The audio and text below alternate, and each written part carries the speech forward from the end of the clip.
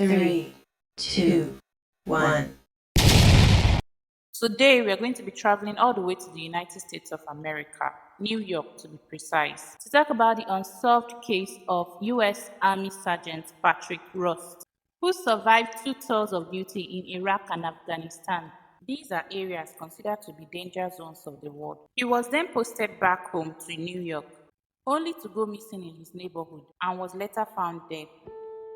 Hello everyone, if you're new, welcome to my channel and a big welcome back to my existing subscribers. This is the first episode of our international series. I don't know if that is a theme yet, but we'll see. So I came across this case sometime last month, and seeing that we have viewers from the US, I said why not make this video? It's a very unpopular case and a cold case even. Okay guys, enough of small talks, let's just get right into this. Army Sergeant Patrick Rust, who was 24 at the time, returned in January of 2007 from deployment to Afghanistan and was assigned to the 10th Mountain Division at Fort Drum on a training to be a staff.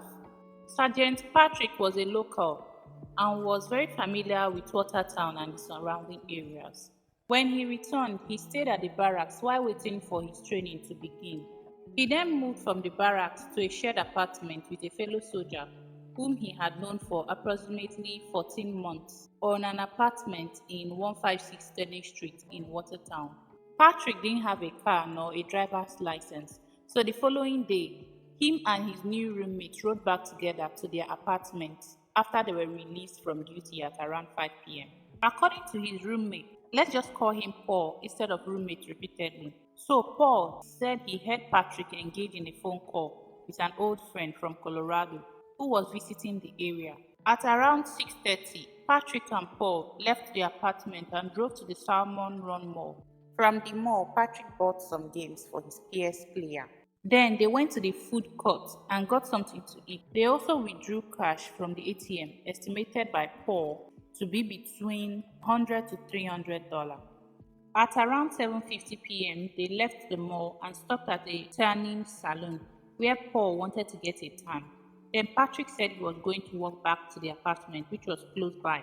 From the timeline of military investigations, another soldier saw Patrick walking and gave him a lift to the apartment at around 7:55. This soldier told investigators that he dropped Patrick off but didn't wait to actually see him enter the apartment building. Paul said that after his tanning section at the salon, he got back to the apartment around 8:30 and Patrick wasn't there. He then went to sleep between 10 to 11 p.m. The next reported sighting of Patrick was at around 9:30 p.m. in a bar called Clueless. Clueless is known as a gay bar, though not strictly gay because straight were also allowed, and so there is no proof that Patrick was actually gay. And according to the info, he hadn't been in the establishment before. While Patrick was at the bar, he met a classmate from his school days and his roommate, who was a Fort Drum soldier too. Now, don't get confused. He met his former classmate, named, let's say, Jake. And this former classmate came in with his own roommate, who happened to be a Fort Drum soldier too. It was said that Jake's roommate, unquote, wasn't actually a roommate, but a partner, if you know what I mean. And that Jake's roommate, or partner, left them to discuss. Some witnesses said he seemed angry when he left.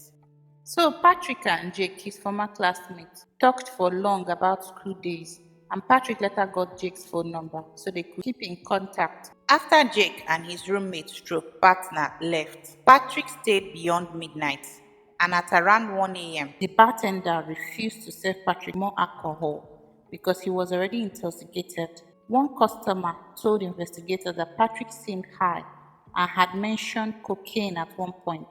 However, no one saw any cocaine, and no one saw Patrick causing any trouble. Patrick was told to leave the bar as the bartenders wanted to close up. He left, and that was the last time anyone saw Patrick alive. From military investigations, it was reported that Patrick placed 2 phone calls to his former classmate Jake just after he left the bar.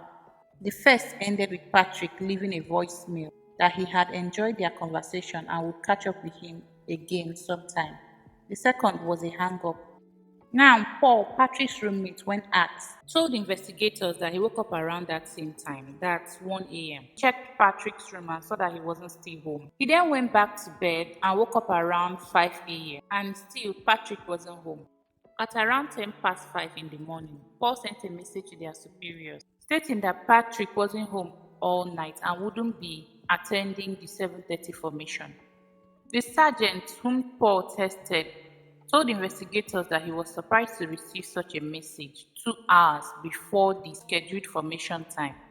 After nothing was heard from Patrick through the weekend, on Monday, the 19th of March, Patrick's superior called his mother, Judy Rust, and his father and informed them of their son's disappearance. But sometime between Friday and Monday, before Patrick's parents and the civilian police were informed of his disappearance, Paul and a friend cleared all of Patrick's personal belongings from the apartment. The explanation provided by Paul for clearing the apartment so quickly was that it was military procedure. Patrick's mother, Jodie Rust, and her ex-husband, Rodney Rust, Paul, and the sergeant whom Paul tested went to Watertown Police Department on Monday, March 19th, where Patrick was officially reported missing. For the next 6 months, both Watertown Police and the military made no progress in the investigations. Then, on the 16th of September, exactly 6 months after he was last seen, a farmer cutting hay in a field about 5 miles out of town found skeletal remains. The Jefferson County Sheriff Department and the Armed Forces Institute of Pathology responded to the scene to handle the recovery. Some clothing was found with Patrick's identification and ATM card. DNA testing confirmed that the remains were those of Patrick Ross. An autopsy by the military was unable to determine the cause or manner of death due to the condition of the remains. And as at this time, the investigation into the demise of Patrick by either military or civilian law enforcement has brought no leads. Judy Ross is still hoping that a renewed investigation will lead to answers. After the police and army couldn't get answers in 2010, Judy Ross hired two private investigators, Ms. Griffin and William Sullivan. She also established a tip line and pressured the police to investigate more. Now, let's take a look into who really was Patrick Ross. Patrick Ross was born in 1983 and grew up in Russell, New York, near Fort Drum. And after graduating from Edward Knox High School in Hannon in 2001, he went to vocational school to be a welder. But his plans changed a few months after 9/11 terror attacks, and he was inspired to join the US Army. His mother said it was his first taste of the world outside his rural home, and he loved it. Judy last spoke to her son on the phone just 2 days before his disappearance. Patrick told her he decided to move to an off-base apartment in Watertown with another soldier. His mother was skeptical about him leaving the barracks because he was only a few weeks away from going to his new station in Fort Drum. After 10 years, the private investigator, Griffin, believes he knows who was involved in Patrick's death, but nothing has led to an arrest at this time. The case is now being fully handled by the Jefferson County Sheriff's Office. Judy Ross said she will not stop fighting to find answers about her son's demise. She keeps a 3-foot high photo of her son in Afghanistan as a centerpiece of a shrine in her living room. A memorial service for Patrick Ross was held on October 2007 at Ellington National Cemetery.